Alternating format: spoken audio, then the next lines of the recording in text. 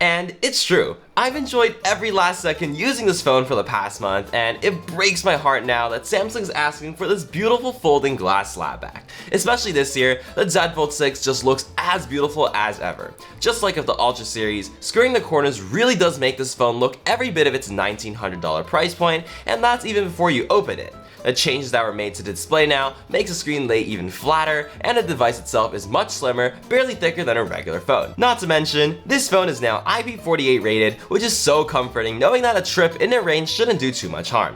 Now that the phone itself is thinner though, the camera bump protrudes out so much more, and there is some serious wobble when you use this phone on a table, even when it's folded. But oh my god, the hinge itself this year is tightened to perfection. It's firm without feeling unmovable, and is able to hold itself up on virtually any angle. And now the phone finally folds completely flat, which adds so much to the refined feeling. This means that the crease itself is much less noticeable too.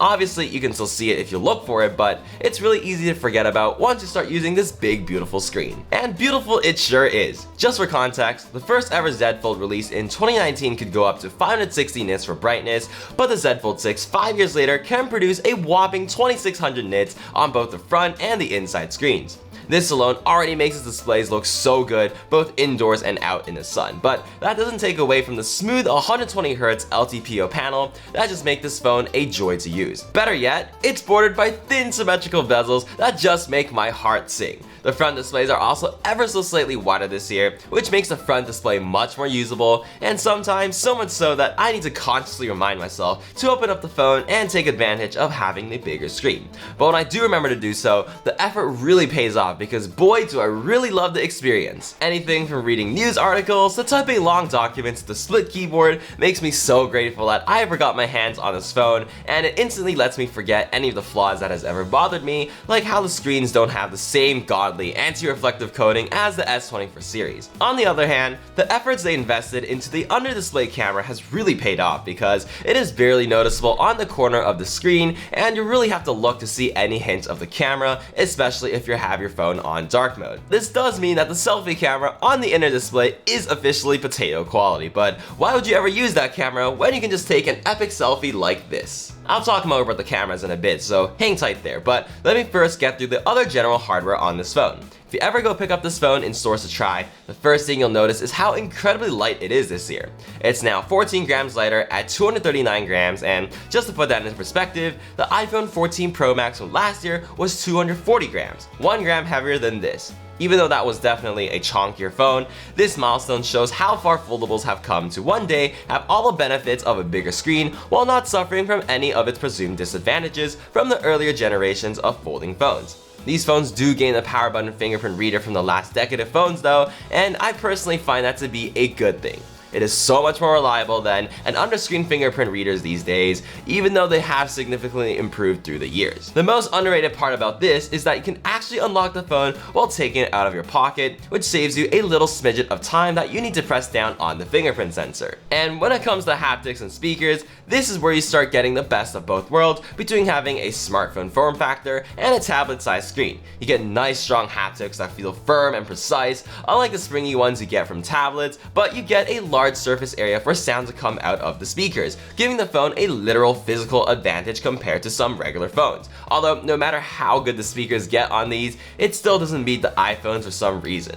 The sound itself gets really loud, but it does sound a touch tinny and lacks some detail, probably due to how thin they had to make the speaker to fit it in. They definitely do sound better when opened up though, especially when you use the phone horizontally and have the speakers bounce off your palms into your ears. The phone also does benefit a lot from having the battery life of a tablet because this is legitimately a 2-day phone for lighter usage. I've been consistently getting, 5 to 7 hours of screen on time on a 5G network, which is already impressive considering that this is a 4400 milliamp hour battery, which is already considered small in today's standard. And if there's one thing I had to complain about, it'll definitely be the charging speeds on this thing. 25 watts of wired charging and an even slower 15 watts of wireless charging is really frustrating in dire situations, especially since it is pretty hard to set up a wireless charger on top of the already stacked screens in your pocket. I really wish they would have sacrificed a little bit of battery life to stick an S Pen in here though, because it would have been so useful on so many occasions with this big of a screen. It would be like a phone, notebook player, and media player all in one. But that still heavily relies on how well the software is optimized for the larger phones, because in the end, what use would this all be if the apps look like how Instagram looked like on the iPad? The good news is they realize this too and have made significant improvements to it over the years. My favorite feature has to be using the phone in split screen, whether it's having emails and Google Docs side by side, or drawing with a reference photo right beside it too. Pop-up apps have also been super useful, especially on the occasion when I suddenly lose my math skills and need to pull up a calculator while using other apps at the same time. Luckily, many third-party apps are optimized now to take advantage of the bigger screen too. Google Maps lets you scroll a list view on one side while having the map on the other, while Gmail, for example, lets you see a list of your emails and the one you selected. Although the apps seem to get a lot more developed through the years though, it doesn't mean that there aren't any bad apples among the bunch either. Google Docs is always so annoying to use because of how the keyboard and formatting options take up half the screen, making the larger real estate almost redundant. The same goes with a lot of other smaller apps, which seem to just be stretched out versions of the phone apps rather than utilizing the extra space in a useful way, or even videos sometimes that can't take advantage of everything because of how thick the top and bottom borders get. But the good news is it only gets better from here as these foldables get more popular among consumers, as developers will take notice and try to improve these apps even more. Gaming, however, on this big screen is actually a godsend though. Even though some games give you a big fat border on the top and the bottom to compensate and be more fair to others, having the extra room for thumbs to move around while not covering any of the actual gameplay makes the experience so much more enjoyable. The phone itself can definitely keep up with the games too, especially with the same Snapdragon 8 Gen 3 chip as the current flagships, paired with an improved and larger vapor chamber than last year to prevent any sort of overheating in this considerably thin chassis. But these are all small details for this year because Samsung has really emphasized a lot on the new AI capabilities for this phone, and they do not disappoint. My favorite one so far has to be the Sketch to AI feature, especially on this huge screen. I found that playing around with this is great for simpler tasks, like for example, if you needed a clip art graphic for a presentation. You can just draw it to exactly how you imagined, and boom, you actually get a more than usable result out of it. I actually found this incredible for creating wallpapers too, even with my non-existent drawing skills. You just give it a basic shape, choose a watercolor or whatever option, and voila, you get to use the wallpaper that you created yourself. Or for example, if you film a video of a really cool trick, you can even press and hold on to display, and the phone will use AI to generate frames in between it to make it slow motion. There are just so many other AI features that were introduced or re-emphasized on this phone, and I've covered a lot of them in my day in the life video up here, but I've just really enjoyed these little quality of life improvements they've introduced, such as the circle to search, which is amazing to use on this bigger screen. And all of these little features are great. It really only acts as the icing on the deep foundational cake that is One UI.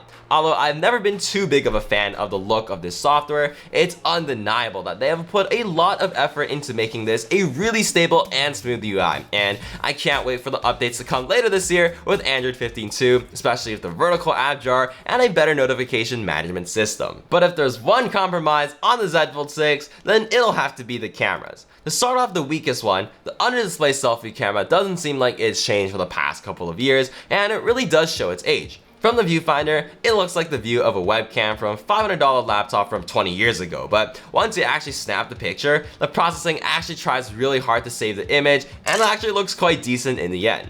But after all, it's reasonable that this is the camera that's left behind because there are actually two other options for taking selfies. The front selfie camera definitely gives a bit of an improvement over the inside one, but it's nothing too special and just your standard phone selfie camera. What you really want to use is the back camera with the cover screen, officially becoming the coolest selfie taker in your friend group. You don't even need to press the shutter button now because the palm gesture this time works so well. It used to be pretty rudimentary and you really had to make the palm obvious in a frame for it to work, but now it just kind of detects it anywhere, even when you're really far away. This makes the phone the best phone for taking selfies or vlogging too, because you get a whole full screen's worth of viewfinder and somewhere to actually hold the phone too. But perhaps that's the only thing these cameras will be best at, because sadly, Samsung didn't implement the same camera system as the flagship S24 Ultra.